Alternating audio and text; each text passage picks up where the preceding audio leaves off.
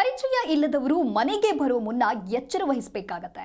Invitation card ಕೊಡುವಂತಹ ನೆಪದಲ್ಲಿ ಇಲ್ಲಿ ಕಳ್ಳತನವನ್ನ ಮಾಡಲಾಗಿದೆ. ಮಹಿಳೆಯ ಕೈಕಾಲು ಕಟ್ಟಿ ಹಾಕಿ ಚಿನ್ನಾಭರಣ ದರೋಡೆಯನ್ನ ಮಾಡಿದ್ದಾರೆ. ಆನೇಕಲ್ ತಾಲೂಕಿನ ನೆರಳೂರು ಗ್ರಾಮದಲ್ಲಿ ನಡೆದಿರುವಂತಹ ಘಟನೆ ಇದು. ರವಿಕುಮಾರ್ ನಾಗವೇಣಿ ದಂಪತಿ ಮನೆಯಲ್ಲಿ ಕಳವು ಮಾಡಲಾಗಿದೆ. 200 ಗ್ರಾಂ ಚಿನ್ನಾಭರಣವನ್ನ ಕದ್ದು ಖತರ್ನಾಕ್ ಜೋಡಿ ಅಲ್ಲಿಂದ ಜೂಟಾಗಿದ್ದಾರೆ. ಇನ್ವಿಟೇಷನ್ ಕಾರ್ಡ್ ಕೊಡುವಂತ ಸೋಗಿನಲ್ಲಿ ಮನೆಗೆ ನುಗ್ಗಿ ದರೋಡೆ ಮಾಡೋರು ಕೂಡ ಇದ್ದಾರೆ. ಹಾಗಾಗಿ ಎಲ್ಲರೂ ಕೂಡ ಎಚ್ಚರವನ್ನ ವಹಿಸಲೇಬೇಕಾಗತ್ತೆ. ಮಹಿಳೆಯ ಕೈಕಾಲನ್ನ ಕಟ್ಟಾಕ್ತಾರೆ ಮೊದಲಿಗೆ, ನಂತರದಲ್ಲಿ ಚಿನ್ನಾಭರಣವನ್ನ ದರೋಡೆ ಮಾಡಿದ್ದಾರೆ. ಇನ್ವಿಟೇಷನ್ ಕೊಡುವಂತಹ ನೆಪದಲ್ಲಿ ಮನೆಗೆ ಎಂಟ್ರಿಯನ್ನ ಕೊಡ್ತಾರೆ. ಹಾಗೆ 200 ಗ್ರಾಂ ಚಿನ್ನಾಭರಣವನ್ನ ದೋಚಿದ್ದಾರೆ. ಈ ಖತರ್ನಾಕ್ ಜೋಡಿ ಬೆಂಗಳೂರು ಹೊರವಲಯ ಆನೇಕಲ್ ತಾಲೂಕಿನ ನೆರಳೂರಿನಲ್ಲಿ ನಡೆದಿರುವಂತಹ ಘಟನೆ ಇದು. ಮಧ್ಯಾಹ್ನ 2:30 ಸುಮಾರಿಗೆ ಈ ದರೋಡೆಯನ್ನ ಮಾಡಲಾಗಿದೆ. ರವಿಕುಮಾರ್ ನಾಗವೇಣಿ ದಂಪತಿಯ ಮನೆಯಲ್ಲಿ ಖತರ್ನಾಕ್ ಜೋಡಿ ಈ ರೀತಿಯಾದಂಥ ಕೈಚಳಕವನ್ನ ತೋರಿದ್ದಾರೆ. ರವಿಕುಮಾರ್ ಕೆಲಸಕ್ಕೆ ಹೋಗಿರ್ತಾರೆ, ಮನೆಯಲ್ಲಿ ಮಹಿಳೆ ನಾಗವೇಣಿ ಇರ್ತಾರೆ. ಈ ಸಂದರ್ಭದಲ್ಲಿ ಈ ಖತರ್ನಾಕ್ ಖದೀಮರು ಮನೆಗೆ ಎಂಟ್ರಿ ಕೊಟ್ಟಿದ್ದಾರೆ.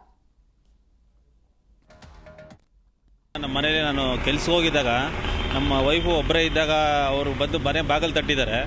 ಬಾಗಿಲು ತಟ್ಟಿ ಇವರು ಇನ್ನೇನು ಓಪನ್ ಮಾಡಿ ನೋಡೋ ಅಷ್ಟೊತ್ತಿಗೆ ಇನ್ವಿಟೇಷನ್ ಕೊಡಬೇಕು ಅಂತ ಹೇಳಿದ್ದಾರೆ. ಇನ್ವಿಟೇಷನ್ ಕೊಡಬೇಕು ಅಂತ ಸ್ವಲ್ಪ ಹೊತ್ತು ಇದಕ್ಕೆ ಕೂತ್ಕೊಳ್ಳೋ ಅಷ್ಟೊತ್ತಿಗೆ ಅವರು ಹಿಂದೆಗಡೆಯಿಂದ ಬಂದಂಗೆ ಬಾಯಿ ಮುಚ್ಕೊಂಡು ಹಿಂದೆಗಡೆಯಿಂದ ಒಬ್ಬ ಯಾರೋ ಮಾಸ್ಕ್ ಹಾಕ್ಕೊಂಡು ಫುಲ್ಲು ಮಂಕಿ ಕ್ಯಾಪ್ ಹಾಕೊಂಡು ಒಬ್ಬ ಜೆಂಟ್ಸ್ ಬಂದು ಬಾಗಿಲು ಹಾಕ್ಕೊಂಡು ಒಳಗಡೆ ಕರ್ಕೊಂಡು ಹೋಗಿ ಅವ್ರಿಗೆ ಇನ್ನು ಹಂಗೆ ಕತ್ತ ಮೇಲೆ ಚಾಕು ಇಟ್ಕೊಂಡು ನೀವು ಏನೇ ನೋಡಿವೆ ಇದು ತೋರಿಸ್ರೆ ಸುಮ್ಮನೆ ಬಿಡ್ತೀವಿ, ಇಲ್ಲ ಅಂತ ಹೇಳಿದ್ರೆ ಚೆನ್ನಾಗಿರಲ್ಲ ಅಂತ ಹೇಳ್ಬಿಟ್ಟು ಅವ್ರಿಗೆ ಬೆದರಿಸಿ ಕತ್ತ ಮೇಲೆ ಚಾಕು ಇಟ್ಕೊಂಡು ಮನೇಲಿ ಏನೇನಿತ್ತೋ ಎಲ್ಲ ಅವ್ರಿಗೆ ತೋರಿಸ್ಕೊಂಡು ಎಲ್ಲ ತೊಗೊಂಡು ಆಮೇಲೆ ಅವ್ರಿಗೆ ಒಂದು ಚೇರ್ಗೆ ಇಬ್ಬರು ಸೇರಿಕೊಂಡು ಕಟ್ಟಾಕಿ ಬಾಯಿಗೆ ಬಟ್ಟೆ ಕಟ್ಬಿಟ್ಟು ಅವರು ಹೋಗಿದ್ದಾರೆ.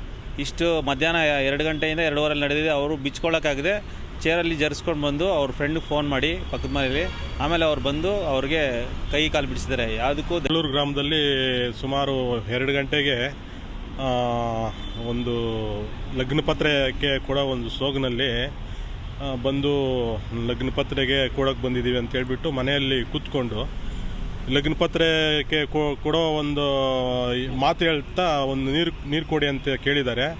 ನೀರು ಕೊಡಿ ಅಂದಾಗ ನಾವು ಒಂದು 4-5 ಹೆಜ್ಜೆ